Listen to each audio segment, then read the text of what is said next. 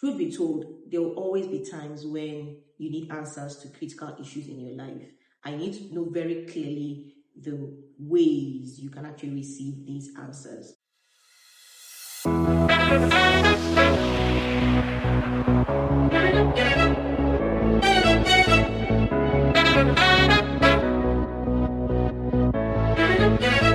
Hi, welcome again to my YouTube channel, and today we'll be talking about something I've heard a lot of people that I coach, struggle with, and you hear them saying, I've been asking God for these things. I don't know if God has answered me. I don't know what to do in my career or in my business. So today I'm talking to you about how to get answers for those problems or those issues in your career and your business. Truth be told, there will always be times when you need answers to critical issues in your life. I need to know very clearly the ways you can actually receive these answers. Okay, so I'm talking to you about 3 quick steps, and this is something that my mentor actually taught me. The first thing you need to always do, again, if you follow me, this is one of the things I always say, is once you're faced with any issue, have a prayer approach, have a prayer response to anything.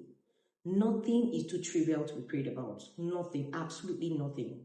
Right? So have a prayer approach. So once you're faced with any particular situation, take out time to pray about it. Okay? At work, at business, the deal didn't go well, you're expecting something that is not coming forth, right? Pray about it. Again, as I always encourage you, pray in the spirit as much as possible. The next thing that you need to look out for is instructions.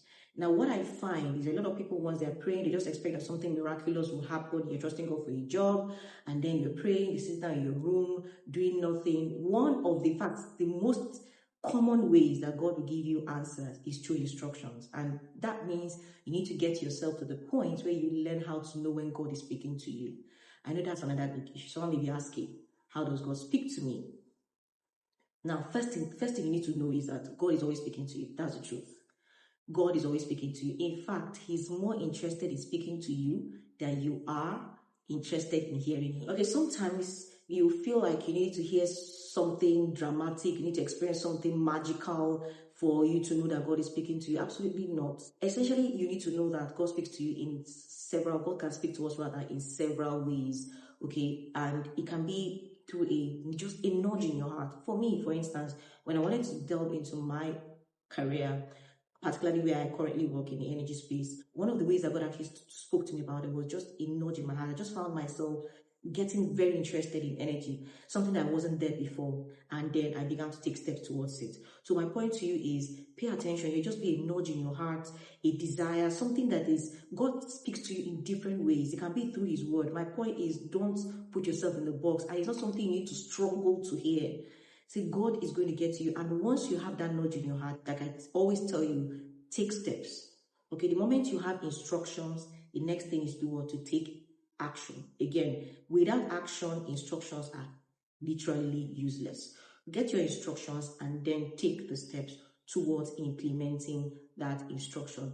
And also remember that when God gives you instruction, for the fact that He tells you to do A today, doesn't mean it has to be A all through. Okay? You can't put God in a box, okay? So as you go on with your business and your career, always pay attention, which is why having a constant and intimate relationship with God is very critical. It helps you stay abreast with God's plan per day, per minute, per project, per case on anything you're doing. So stay on top of it, keep into instructions, and keep doing what God needs you to do. And one more thing I need to share with you when it comes to instruction.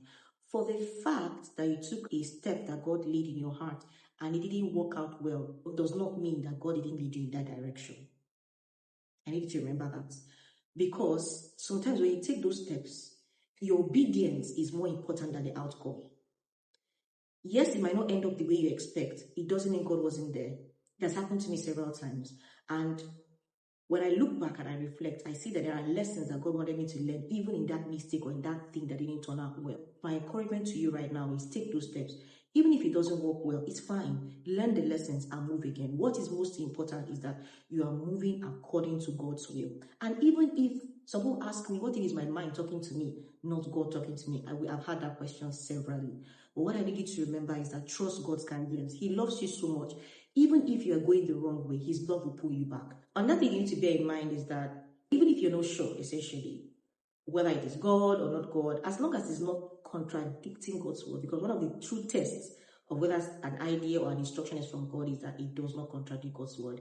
If it doesn't contradict God's word, take the step. And if it is not God's will, He will pull you back. His love will pull you back. And you need to trust that. What I'm just saying is don't sit on an idea for years and waiting for some miraculous instruction to come to you before taking that step. I hope this blesses you. Make sure you take action, right? See you on the next one.